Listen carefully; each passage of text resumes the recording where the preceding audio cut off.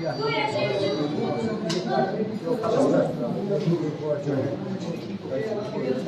पास case आया, इसके हवाले से क्या है इन्फॉर्मेशन? जी देखिए, आज एक बशीर अहमद नाम का जो बंदा है हमारे पास आया है, जो कि ढोक में था, बागसर ढोक नाम बताया जा रहा है। इसको मल्टीपल इंजरीज़ आई हैं, जिसमें इसका हेड इन्वॉल्व है, फेस इन्वॉल्व है, और मेनली जो इसकी लेफ़्ट आर्म है वो इन्वॉल्व है।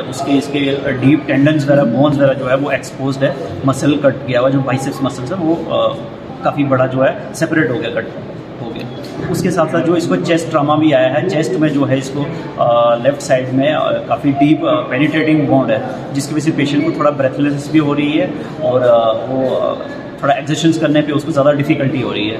तो इसको जो फर्स्ट एड था वो सारा ट्रीटमेंट दे दिया गया यहाँ से, और उसके बाद स्पेशलिस्ट की जो कंसल्टेशंस के लिए उसको यहाँ से डिस्ट्रिक्ट हॉस्पिटल पुंछ के लिए रेफ़र कर दिया गया।